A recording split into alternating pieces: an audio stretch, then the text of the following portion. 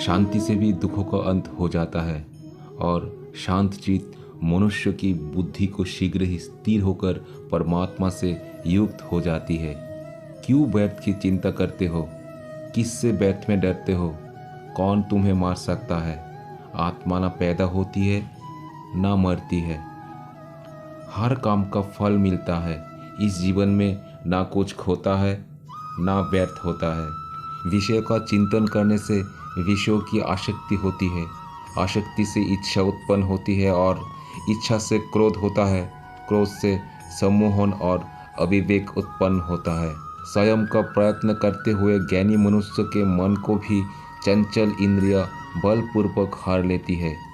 जिसकी इंद्रिय वश में होती है उसकी बुद्धि स्थिर होती है।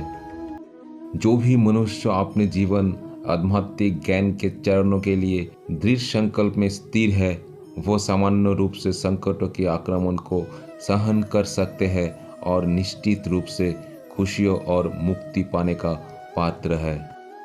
जब तुम्हारी बुद्धि मोह रूपी दलबल को पार कर जाएगी, उस समय तुम शास्त्र से सुने गए और सुनने योग्य वस्तु से भी वैराग प्राप्त करोगे। केवल कर्म करना ही मनुष्य के वश में है, कर्म फल नहीं। इसलिए तुम कर्म फल की आसक्ति में ना फंसो तथा कर्म का त्याग भी ना करो। तुम्हारा क्या गया जो तुम रोते हो? तुम क्या लाए थे जो तुमने खो दिया? तुमने क्या पैदा किया था जो नाश हो गया? ना तुम कुछ लेके आए, जो लिया यही से लिया, जो दिया यही पर दिया, जो लिया इसी से लिया, जो दिया इसी को दिया। जो मन को नियंत्रित नहीं करते उनके लिए ये शत्रु के समान कार्य करता है। खाली हाथ आए और खाली हाथ वापस चले। जो आज तुम्हारा है काल और किसी का या परसों किसी और का होगा। तुम इसे अपना समझकर मग्न हो रहे हो।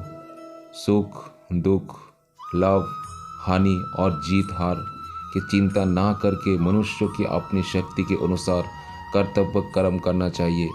ऐसे भाव से कर्म करने पर मनुष्य को पाप नहीं लगता। जो हुआ वो अच्छा हुआ, जो हो रहा है वो अच्छा हो रहा है, जो होगा वो भी अच्छा होगा। तुम भूत का पश्चाताप ना करो, भविष्य की चिंता ना करो, वर्तमान चल रहा है। क्रोध से भ्रम पैदा होता है, भ्रम से बुद्धि व्यग्र होती है।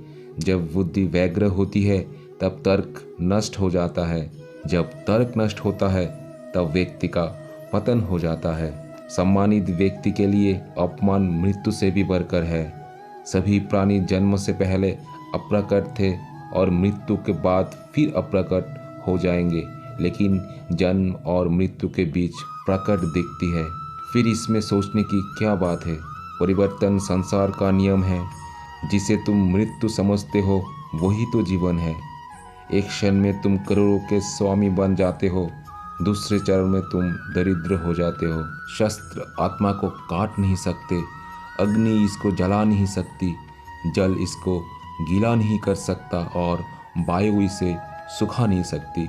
जैसे मनुष्य अपने पुराने वस्त्र को उतार कर दूसरे नया वस्त्र धारण करता है, वैसे ही आत्मा मृत्यु के बाद अपने पुराने शरीर को त्याग करने से ही प्राप्त करती है। आत्मा ना कभी जन्म लेती है और ना मरती है। शरीर का नाश होने पर भी नष्ट नहीं होता, आत्मा अमर है। जो लोग इस आत्मा को मारने वाला या मरने वाला मानते हैं, ये दोनों ही ना समझ है। आत्मा ना किसी को मारती है और ना किसी के द्वारा मारी जा सकती है।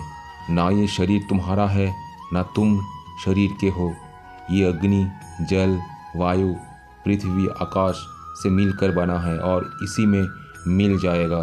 परंतु आत्मा स्थिर है। फिर तुम क्या हो? तुम ज्ञानियों की तरह बातें करते हो, लेकिन जिनके लिए शोक नहीं करना चाहिए उनके लिए शोक करते हो। मृत या जीवित ज्ञानी किसी के लिए शोक नहीं करते।